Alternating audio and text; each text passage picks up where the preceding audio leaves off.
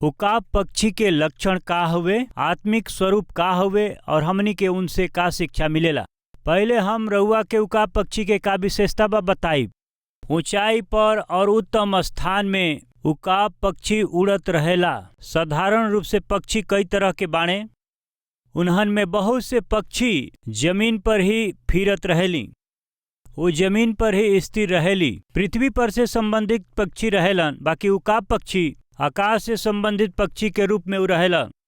ऊंचा स्थान में उड़त रहेला।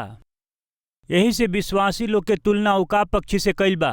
पृथ्वी पर बहुत से जाति, बहुत से धर्म, बहुत से कुल बाटे। हाँ, बहुत तेरे विश्वास एह तरह से बहुत सारे बाणे। बाकी मसीही लोग ये आस्था के, ये विश्वास के, संसार के अनुसार जीवन के छोड़ करके सर्वश्रेष्ठ परमेश्वर के सेवा करत, उत्तम आत्मिक मूल्य के जान करके उत्तम स्थिति और गति के साथ जिए वाला ही असली मसीही हमें।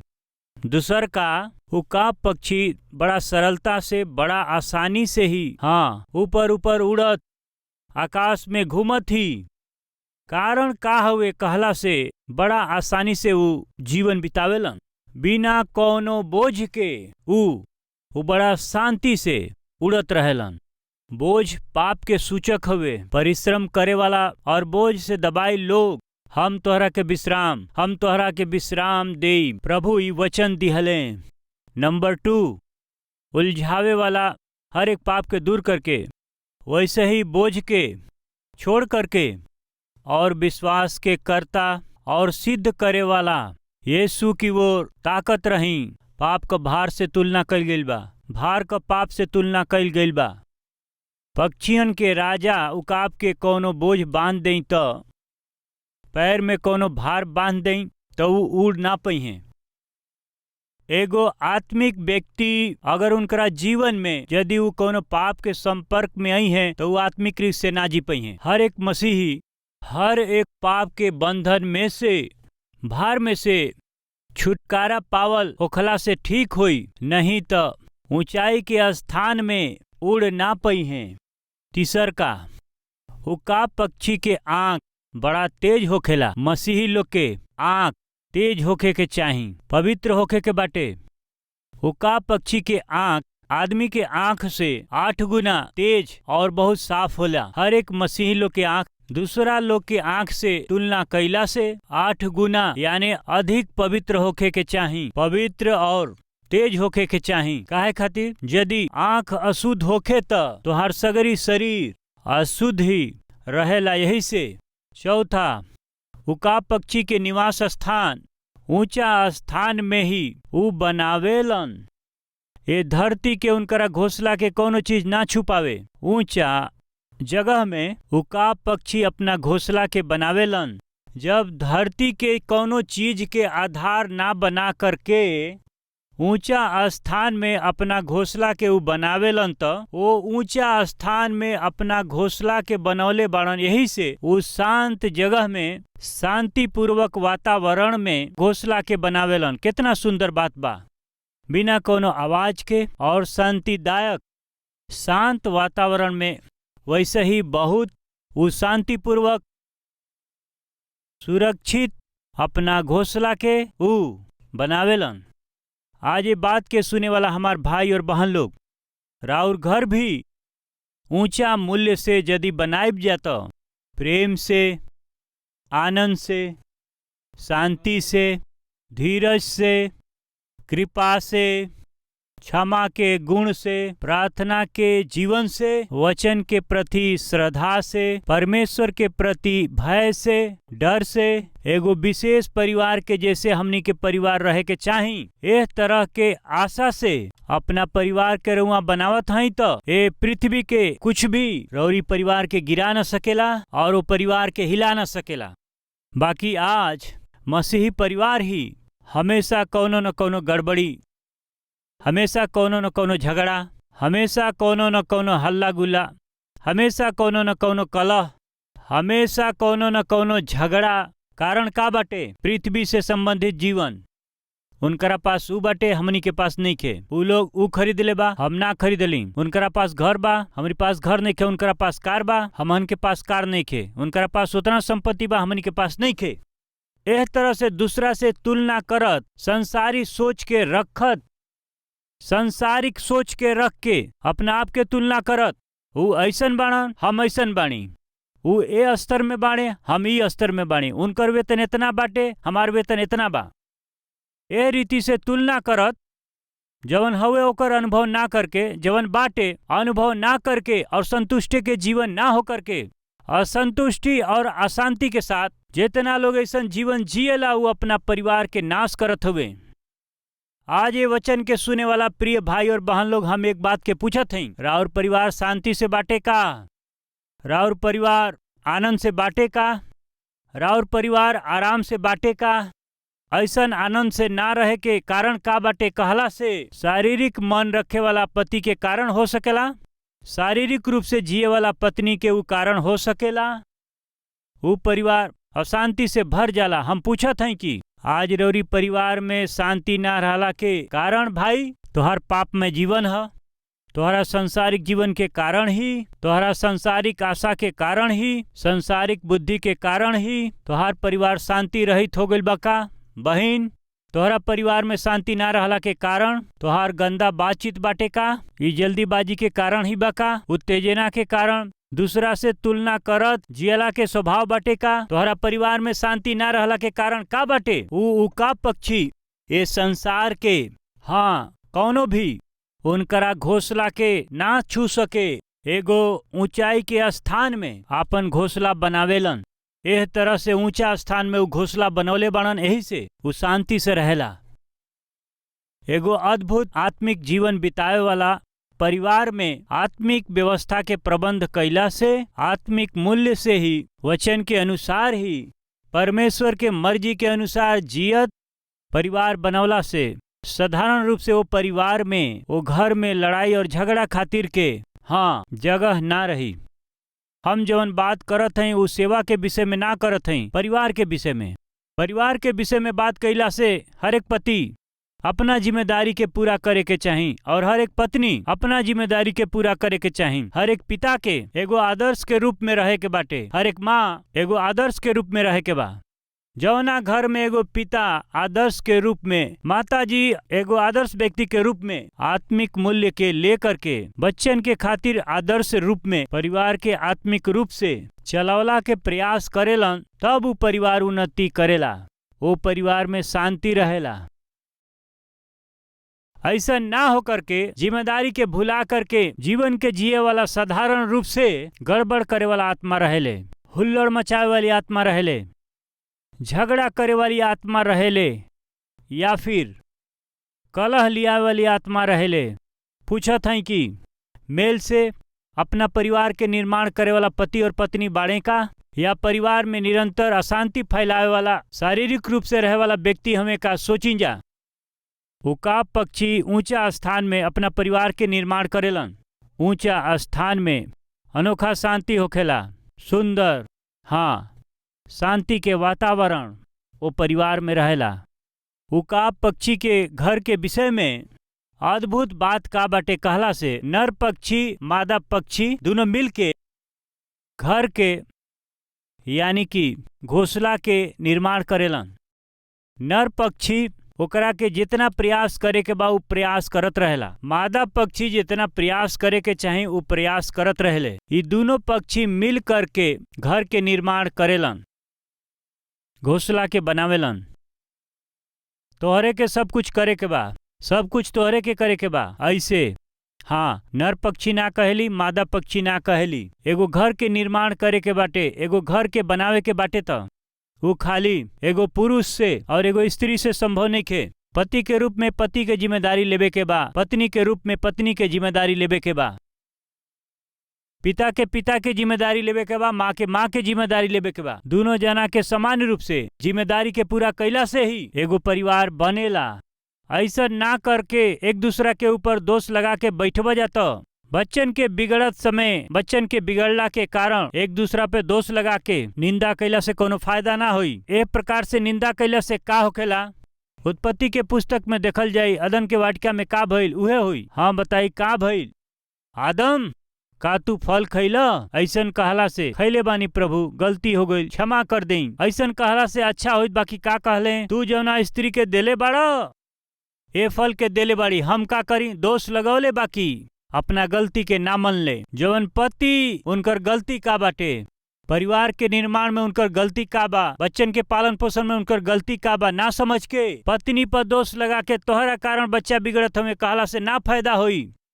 पिता के रूप में अपना जिम्मेदारी के निभाई, पिता होके सवेरे उठी। पिता के रूप में सवेरे उठला से ना होई, बच्चन के उठवला के प्रयास करी।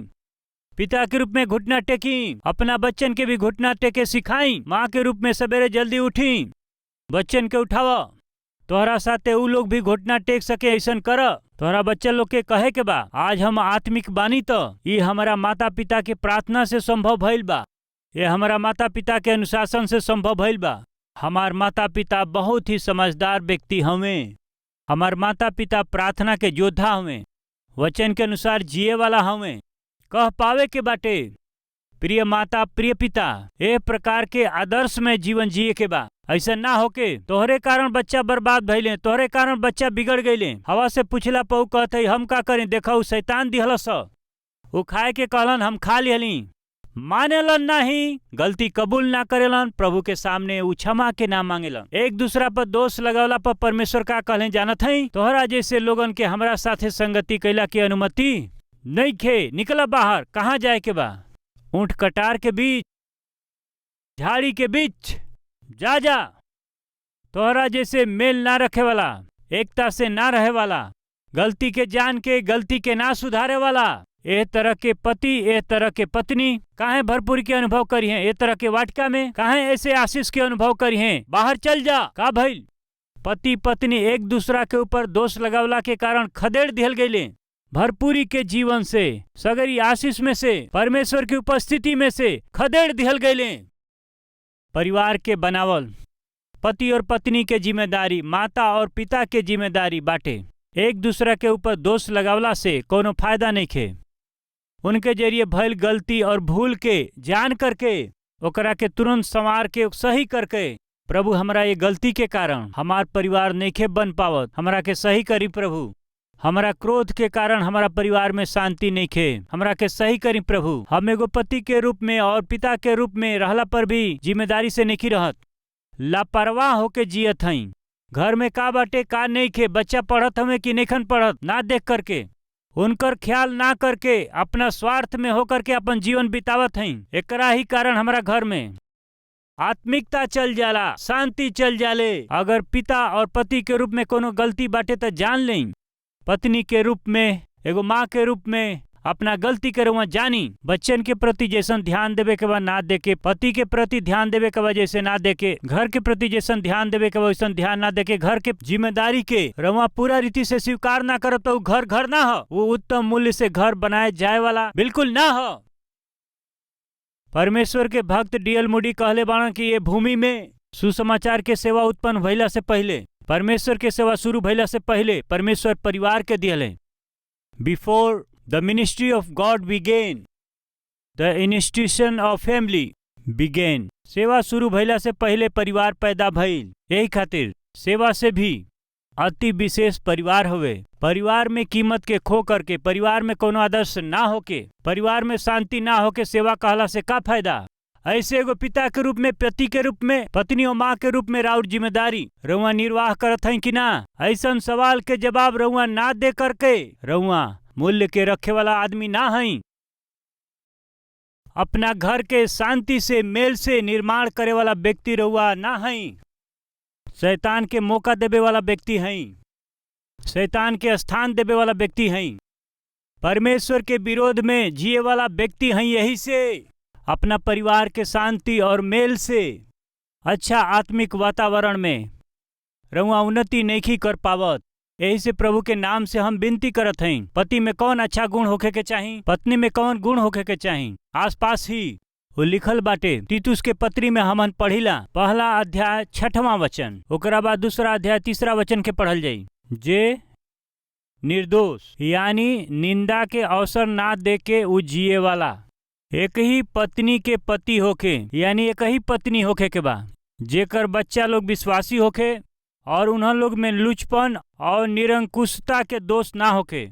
काहे कि अध्यक्ष के परमेश्वर के भंडारी होखला के कारण निर्दोष होके के चाही, न हठी न क्रोधी, नाक पर गुस्सा ना होके के चाही, न पियक्कड़, न मारपीट करे वाला और न नीच कमाई के लोभी होके, पर अतिथि सत्कार करे वाला, भलाई के चाहे वाला, संयमी यानी सेल्फ कंट्रोल, न्यायी, पवित्र जीवन जिए के बाटे और जितेंद्रिय होके जिए के बाटे। ई एगो परिवार बनाए वाला के जीवन में दिखाई देवे वाला गुण हवे।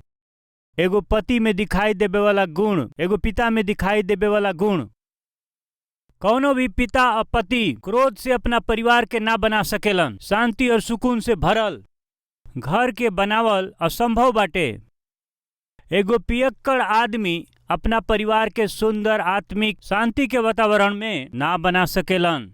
फिर स्त्री के का गुण होके के चाहे लिखल बाटे दूसर का अध्याय 3 वचन से। यही प्रकार से बूढ़ी औरतन के चाल चलन पवित्र लोगन जैसे होके, वो दोष लगाए वाली और पियक्कड़ नहीं, बाकी अच्छा बात सिखावे वाली होखे, ताकि वो जवान औरतन के चेतावनी देत रहें कि अपना पति और बच्चन से प्रीति रखें और संयमी, पतिव्रता, घर के कारोबार करे वाली, भला और अपना अपना पति के अधीन रहे वाली होखे, ताकि परमेश्वर के वचन के निंदा ना होके पावे।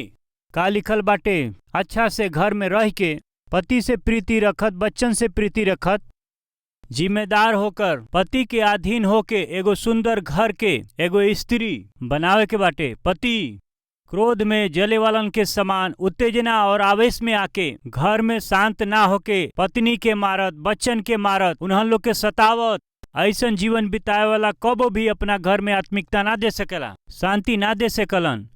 उकाब पक्षी ऊंचा जगह में शांतिदायक वातावरण में घोंसला बनवला के कारण का बाटे, ए संसार के कुछो भी हमारा घर के छू ना सकेला। उकाब पक्षी, नर पक्षी, मादा पक्षी दोनों मिल करके अच्छा से घर के बनावत रहे लंजा। आज हमनी के बीच में उकाब पक्षी के समान घर के बनाए वाला पति पत्नी कितना लोग बाटे। हमहन के जीवन में सबसे मुख्य बाटे अपना घर के बनावल। विवाहित हर एक जना, विवाह कैले हर एक पति पत्नी, उन्हन लोग के जीवन के सबसे मुख्य प्राथमिकता, सबसे महत्वपूर्ण, हाँ, आसियाना ख्वाहिश का होके के चाही, सुंदर परिवार के हमरा के बनावे के बा। दुर्भाग्य के बात ई बाटे कि परिवार के छोड़ के, परिवार के व्यवस्था के छोड़ करके और पैसा कमाए खातिर, अपन हाथ पैर चलावे खातिर ऐसन लोग बाड़े का, और सुंदर दिखाई देवे वाला कुछ लोग बाड़े त, सुख भोगे में आनंद करे वाला कुछ लोग बाड़े त, धन संपत्ति इकट्ठा करे खातिर परिवार के ही दाव पर लगावे वाला, बच्चन के भविष्य के दाव पर लगावे वाला कुछ लोग बाटे त, सेवा सेवा कह के पत्नी और बच्चन पर ध्यान ना देके, हाँ, परिवार के प्रति लापरवाही करे वाला कुछ लोग सेवक बाड़े त। आज रहुआ कौना स्थिति में बानी, ये चीज के विचार करके देखी भाई और बहन लोग। वो ऊंचा और प्रथम प्राथमिकता रखे वाला पति एवं माता पिता खातिर अपना परिवार के संभारे के बा, परिवार के देखभाल करे के बा। अगर वो विषय में हमनी का लापरवाह बानी जा तो प्रभु से कहल जाए कि प्रभु हमनी के क्षमा करी, जिम्मेदारी के बिना जियत हई, लापरवाही के जीवन हम जियत हई, हमके क्षमा करी। कम से कम अब से मूल्य के जान करके मूल्यवान जीवन के बिताई। अपना बच्चन के खातिर के हम एगो आदर्श पिता बन के, एगो आदर्श माँ बन के जियब, एगो आत्मिक पति और एगो पत्नी के रूप में जी के अपना परिवार के झगड़ा करे वाला परिवार ना होके, आसपास के लोगन में अपमानित ना होकर के तोहार नाम और वचन निंदा ना पावे, शांतिदायक वातावरण में अपना परिवार के बनाई। हमहन के देखे वाला लोग हमेशा ये लोग झगड़ा करेलन जा कह के वो हमहन से घृणा ना करें, ऐसे सावधान रहल जाई। संसार के अनुसार और शरीर के अनुसार जिए वाला हमेशा पति और पत्नी आपन जीवन बनवला से कितना अच्छा होई, वचन के मुताबिक जियला के प्रयास कैला से कितना अच्छा होई। उकाब पक्षी यह काम करेला। नंबर 5, पांचवा मुख्य लक्षण उकाब पक्षी से हमनी के सीखे के बा। उकाब पक्षी उ तेज नजर वाला एगो अद्भुत पक्षी हवे।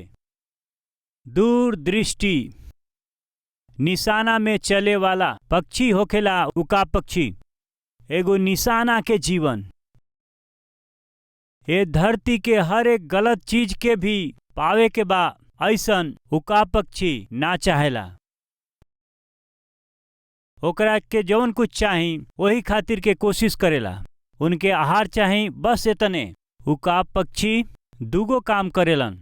पहिला भोजन खातिर धरती पावेला, दूसर का घोंसला बनावे खातिर जरूरी चीज के इकट्ठा कैला के उ प्रयास करत रहेला। दूगो बात ही, एगो अपना भोजन के उ खोज में धरती पर जवन कुछ चाही ओके लेलन, दूसर का घोंसला बनावे खातिर के ऊंचा में और शांत स्थान में शांति और सुकून से अपना घोंसला के बनावे के खातिर प्रयास करेला। बस इतने। कितना सुंदर बात उकाब पक्षी सिखावेला। यहोवा के बाट जोहे वाला उकाब पक्षी के समान ही परमेश्वर आशा करन कि उनकर बच्चा उकाब पक्षी के जैसे रहे।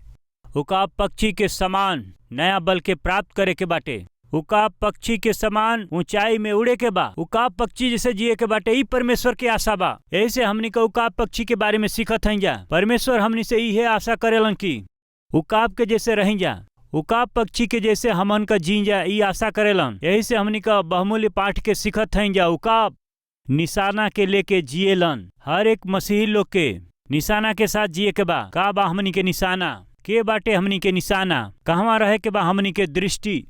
प्रेरित पौलुस कहेलन कि विश्वास के कर्ता और ओकरा के सिद्ध करे वाला मसीह की ओर ताकत के हुए हमनी के निशाना के हुए बताई?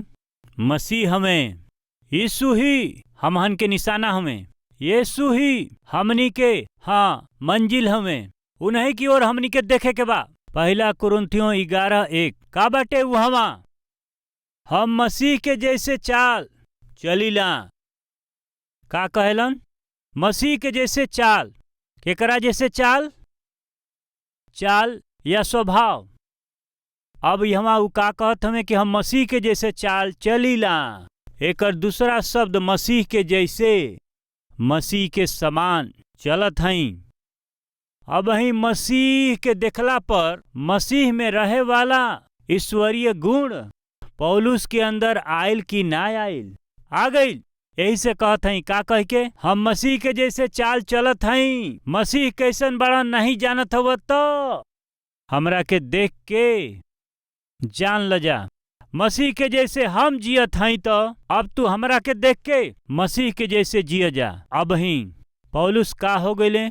मसीह के स्वरूप में अपना जीवन के बदलला के प्रयास कैले। उहे कहत हई कि एगो सेवक के रूप में हमरा के बहुत सी चुनौती, वो चुनौती में सबसे बड़ चुनौती का बाटे? कहत हई एक दिन हम अपना बच्चन के ई कह पाई, का कह के कि बच्चा लोग तोहन लोग हमारा जैसे चाल चल जा। एक दिन हमनी का कह सकी जा, यदि तू मसीह के जैसे ना जी पौलत तो कम से कम हमरा जैसे जी के देख। काहे कि हम मसीह के जैसे ही चाल चलीला, मसीह के जैसे जियला के प्रयास कैले बानी। तो लोग हमरा जैसे जिय, हमरा जैसे आत्मिकता के तो लोग देखाव, हमरा जैसे सेवा कर जा, हमरा जैसे परिश्रम कर जा। ऐसे हम अगर अपना बच्चन के ना कह पौली तो हमार जीवन बेकार बा। एगो पिता के रूप में उ तोहरा ऊपर जिम्मेदारी, एगो माँ के रूप में उ तोहरा ऊपर जिम्मेदारी। कल तोहरा बच्चन के तोहके कहे के बाटे, का कह के हम अपना जीवन में एगो निशाना की ओर दौड़ली। का हो निशाना? यीशु ही हमार निशाना हमें। यीशु की ओर से हम अपन दृष्टि कबो न फेरली। तोहन लोग के खाली मसीह के ही देखे के बा। बाटे का मसीह के देख के आगे बढ़ला के आत्मिकता।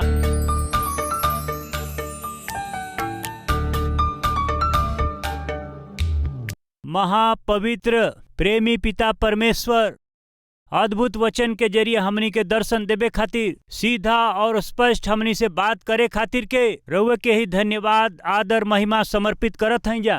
उकाब पक्षी के जैसे हमनी के जिए के बाटी, यही से वचन में रहुआ हमनी के उकाब से तुलना कैले बानी। उकाब पक्षी के बहुमूल्य गुण के हमनी के जब सीखत रहली जा, सच्चाई के ग्रहण करके, वचन के ग्रहण करके, रौरी वचन के सुन के अपना जीवन के ठीक कैला में सहायता करी। ऐसे ही सब के रहुआ के निशाना बना के, रौरी ओर देखला के जरिए, रौरी पीछे चलला के जरिए दुनिया के मसीह के देखवला के भाग्य हमनी के अनुग्रह करी। यीशु मसीह के नाम में ये प्रार्थना के करत हैं पिताजी, आमीन।